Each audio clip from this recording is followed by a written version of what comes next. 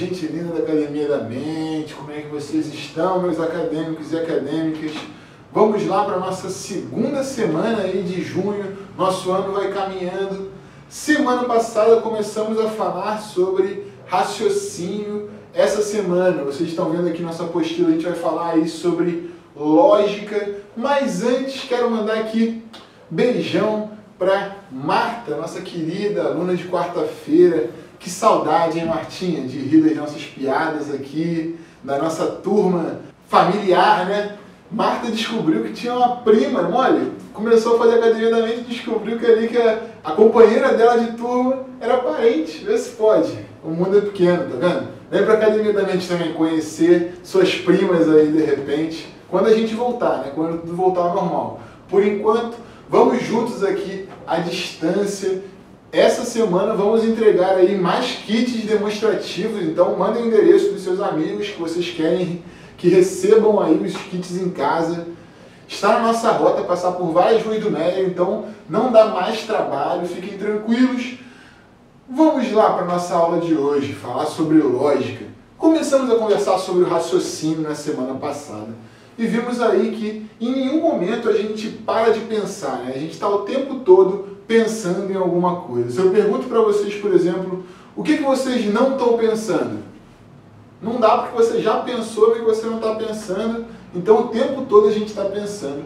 Só que raciocinar parece que exige um pouco mais de esforço do que somente pensar. Ainda mais ultimamente, que a gente está sendo bombardeado de informação e às vezes a gente precisa raciocinar um pouco sobre elas, porque muito conteúdo já vem ali pronto para a gente concluir alguma coisa. Esses dias minha mãe me mandou uma foto do Celso de Mello do lado do Fidel Castro, uma foto antiga, falando, o comunista Celso de Mello. Aí eu falei, caramba, será que é isso mesmo? Falando com a minha mãe. Falei, pô mãe, vou dar uma olhada aqui. Aí fui lá no Google, tem algumas agências de verificação de notícias e aí encontrei que aquela foto não era do Celso de Mello, era um jornalista, o Ricardo Noblar.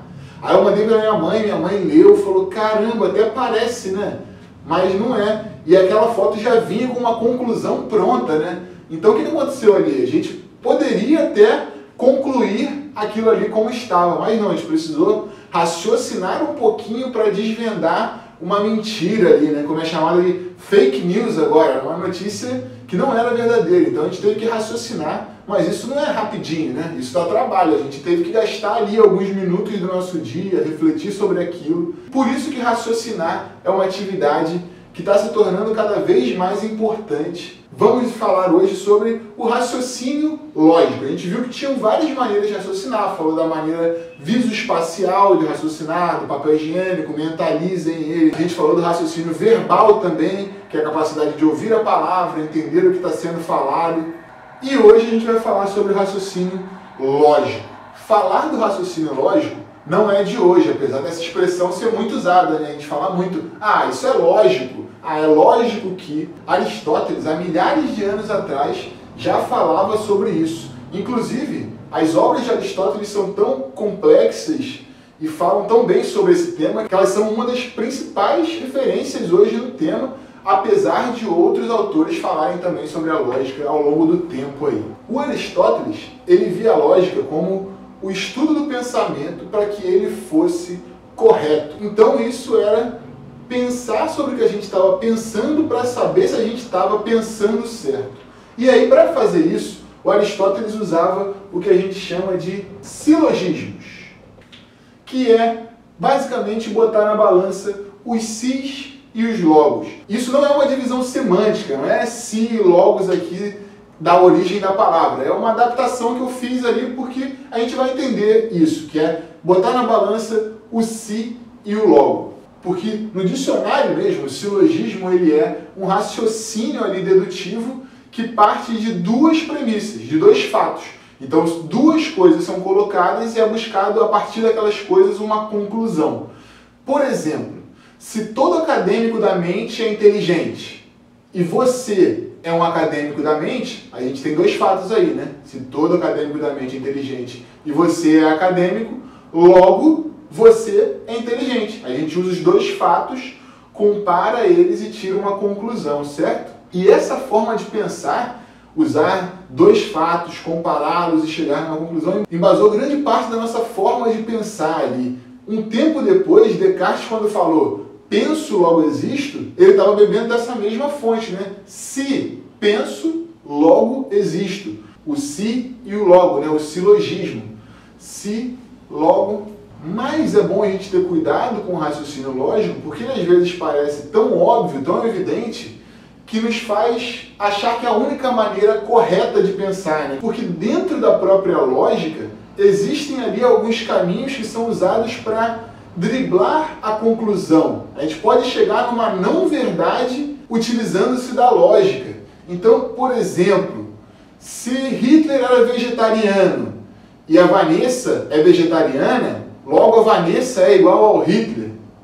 É uma lógica verdadeira? Não é, mas está usando a lógica ali, isso é o quê? Uma falácia.